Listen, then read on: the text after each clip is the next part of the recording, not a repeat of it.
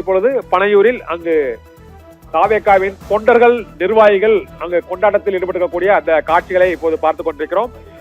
தமிழகத்தில் முதன்முறையாக ஆட்சியை கைப்பற்றியுள்ள விஜய் இப்போது அங்கு ஏராளமானோர் கொண்டாட்டத்தில் ஈடுபட்டார்கள். இப்பொழுது அந்த பனையூர் அலுவலகத்தில் அந்த தாவேகா நிர்வாகிகளை கூட அந்த பேட்டியை இப்போது நாம் பார்க்கலாம். இதன் வாயிலா நான் நன்றியை தெரிவிச்சுக்கிறேன். எப்பயுமே சரி, தளபதியை ஒரு சிலர் தப்பா தான் பேசுறாங்க. எல்லாத்தையும் விட்டுட்டு தளபதி நமக்கு வந்திருக்காரு, அவரை நம்ம தான் நல்லா பார்த்துக்கணும். அவர் ஆட்சி அமைக்கிறதுக்கு நம்ம எல்லாரும் உறுதுணையா ஒற்றுமையா இருக்கணும்.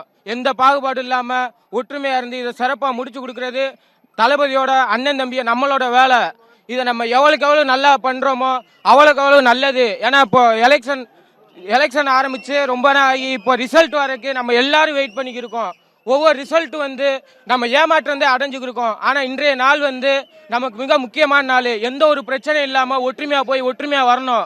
இதுல இன்ஸ்டாகிராம் இன்ஃபுளுசருக்கு ஒரு சிலர் சொல்ற தாவேகா தொண்டர்லாம் தற்கூரின்றாங்க. உண்மையான தற்கூரி யாருன்னு எலெக்ஷன் முடிஞ்சு இப்ப ரிசல்ட் வரும். உண்மையான தற்கூரி யாரு? இந்த தமிழ்நாட்டை ஆள போறது எங்க அண்ணன் தளபதி தான். தளபதி விஜய் மட்டும்தான். வேற யாரும் வந்தாலும் சரி, எவ்வளவு நாளும் பிரச்சனை பண்ணு, எங்க அண்ணன் ஸ்பேஸ் பண்ண தயாரா தான் இருக்காரு. அவருக்கு நாங்கள் இருக்கோம், எங்களுக்கு அவர் இருக்காரு.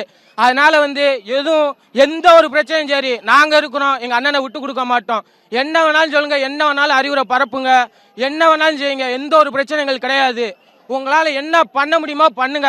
எங்க அண்ணனுக்காண்டி நாங்க இருக்கோம். எங்க அண்ணன் மாதிரி சுத்தி இத்தனை பேர் இருக்காங்க. என்ன பண்ணணுமோ பண்ணுங்க. இந்த நாள் ஒரு வாரமா இன்ஸ்டாகிராம்ல பாத்துக்கிருக்கேன்.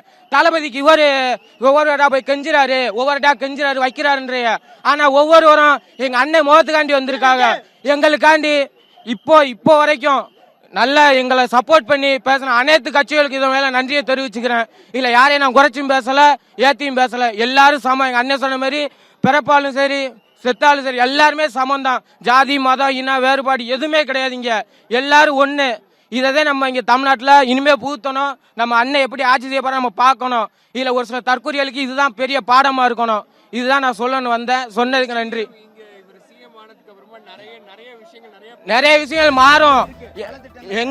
எங்க நிர்வாகிகள் தப்பு பண்ணாலும் நாங்க கேட்க தான் செய்வோம். அது எங்களோட உரிமை, கடமை. எங்க அண்ணன் காண்ட செய்யற நாங்க ஒரு பலன், எங்க அண்ணன் காண்ட இருக்க பலனை நாங்க பண்றோம்.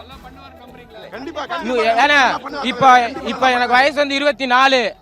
என் பிள்ளைக்கு 20 வயசு வர வரைக்கும் அண்ணன் தான் சிஎம். அது வேற யாரும் அடக்க முடியாது. எவ்வளவு பிரச்சனை பண்ணுமோ பண்ணுங்க. எங்க அண்ணன் சப்போ, எங்க அண்ணனுக்கு நாங்க நிப்போம். எங்களுக்கு எங்க அண்ணன் நிப்பாரு. நானும் எல்லாமே பார்த்தேன், சோசியல் மீடியால எல்லாமே நான் பார்த்துட்டேன். எல்லாருமே விஜய் தற்கூரி, விஜய் தொண்டர் தற்கூரி. எத்தனை நாங்க பொறுக்க முடியும்? எங்க அண்ணன் போன்னு சொல்லுங்க. என்ன செய்யுமே கண்ணுங்க நாங்க செய்வோம். போராட்டம் பண்ணுவோம். ஏன் எங்க அண்ணன் பொறுமையா இருக்காரு. பொறுமையெல்லாம் சீண்டி பாக்குறாங்க. ஆனா எங்க அண்ணனுக்கு என்ன செய்யணும் எங்க அண்ணனுக்கு தெரியும். எங்க அண்ணனுக்காண்டி இத்தனை பேர் அண்ணன் தம்பி சுத்தி நிக்கிறாங்க. இப்ப நான் யாருன்னு உங்களுக்கு தெரியவே தெரியாது. ஆனா இப்ப போய் காலுங்க என் தம்பின்னு சொல்லுவாங்க. இதே எங்களுக்குள்ள ஒற்றுமை. அந்த ஒற்றுமையை உடைக்க பல பேர் பல வேலை பாக்குறாங்க. அதனால எல்லாரும் ஒற்றுமையா இருப்போம். அண்ணனை வெற்றி பெற வைப்போம். அவ்வளவுதான். என் பேரு வினோத் பாண்டி, கான்சோரம்.